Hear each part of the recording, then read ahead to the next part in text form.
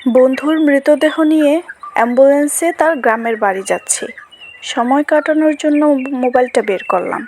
ঠিক সেই মুহূর্তে আমার মোবাইলে একটা মেসেজ এলো।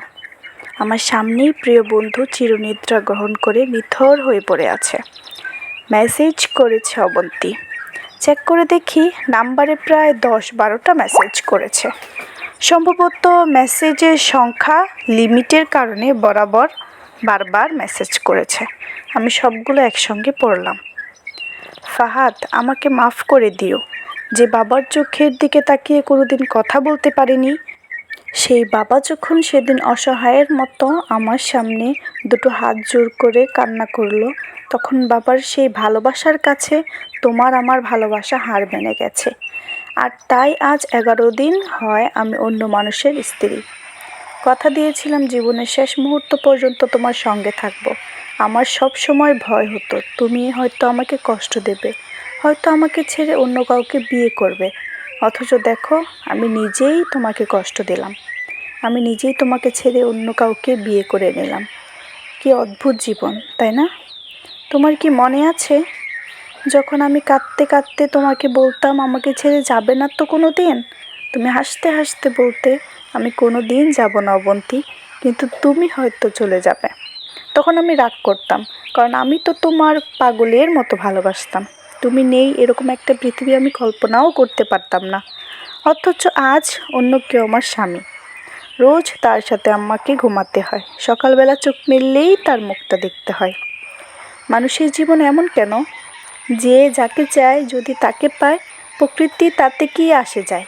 কেন প্রকৃতি তাদের কাঁদায়? হুট করেই সব কিছু ঠিকঠাক হয়েছিল।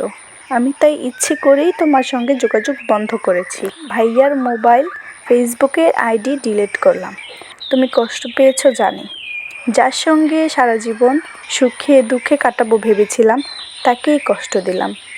আমার পরিবারের সবাই খুব খুশি। আমার স্বামী মানুষটাও খুব ভালো। এখন পর্যন্ত ভালোই মনে হচ্ছে আমার কাছে।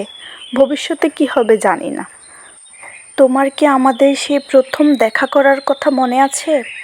সেটাই প্রথম ছিল, আর ওটাই যে শেষ দেখা হবে কোনোদিন তো ভাবিনি। আসলে মানুষের চিন্তার বাইরেও তো অনেক কিছু ঘটে থাকে, তাই না? সেদিন তোমার সাথে 3 ঘন্টা ছিলাম, তাই না? অথচ 3 ঘন্টার মধ্যে আমরা কেউ কাউকে স্পর্শও করিনি। কিন্তু যখন আমাকে রিকশায় তুলে দিয়ে তুমি তোমার হাতটা বাড়িয়ে দিলে, তখন প্রথম তোমার হাতটা স্পর্শ করলাম। বিশ্বাস করো, সেদিন আমার কিছুতেই ছাড়তে ইচ্ছে করছিল না। রিকশা ছেড়ে দিল, আমিও ছেড়ে দিলাম তোমার হাতটা। আমার ভালোবাসা, আমার স্বপ্ন। তোমার ঘরে আমার জন্য কিনে রাখা শাড়িগুলো নিশ্চয় এখনও আছে। আচ্ছা, আমি তো এখন আর তোমার নই। ওই শাড়িগুলো কি আমি পাবো? তুমি তো যখনই পছন্দ হতো কিনে রেখে দিতে। আমি বলতাম বিয়ের পরে সবগুলো একসঙ্গে নেব। আজ আমি বিবাহিতা, কিন্তু স্বামী তুমি নও। এমন স্বপ্ন তো দেখিনি কোনো দিন। নিজের পছন্দের একটা মেয়ে বিয়ে করে নিও, তারপর সবগুলো শাড়ি তাকে দিয়ে দিও। মেয়েরা শাড়ি কতটা পছন্দ করে তুমি কি জানো? তোমার স্ত্রীকে যখন দিবে তখন উপলব্ধি করে নিও। তোমার সাথে অনলাইনে পরিচয়, তাই সিদ্ধান্ত নিয়েছি এ জীবনে আর কোনো দিন অনলাইনে যাব না। নাম্বারটাও চিরদিনের জন্য বন্ধ করে দেব। আজকের পর থেকে আমাদের আর কোনো দিন কথা হবে না। তোমার কাছে একটা অনুরোধ করি, যদি আমাদের কোনো দিন চলার পথে দেখা হয়ে যায়, তাহলে প্লিজ অচেনা হয়ে চলে যেও। নিজের যত্ন নিও, জীবন গুছিয়ে নিও। জীবন তো একটাই, তুমি ভালো থেকো, আমি ভালো নেই। অবন্তী। সবগুলো মেসেজ একত্রে পড়লাম। আমার সামনে কফিনের মধ্যে চিরনিদ্রায় ঘুমিয়ে আছে ফাহাদ। অবন্তীর যখন পরপর 5 দিন অনলাইনে আসেনি কিংবা কোনো ধরনের যোগাযোগ করেনি, তখন এক রাতে অফিস থেকে ফিরে রাগ করে মোবাইল আছাড় দিয়ে ভেঙে ফেলল।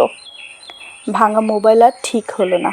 ফাহাদ তার সিমটা আমার মোবাইলে চালু করলো। জরুরি কল এলে আমি ফাহাদকে দিতাম। ফাহাদ রাগ করে বলল যে অবন্তী যেদিন যোগাযোগ করবে সেদিন নতুন মোবাইল কিনবে, তার আগে নয়। মোবাইল ভাঙার 2 দিন পর ফাহাদের প্রচণ্ড জ্বর এলো। একদিনের মধ্যে তাকে হাসপাতালে ভর্তি করলাম। ডাক্তার পরীক্ষা করে বলল ফাহাদের ডেঙ্গু জ্বর হয়েছে, তবে চিন্তার কিছুই নেই।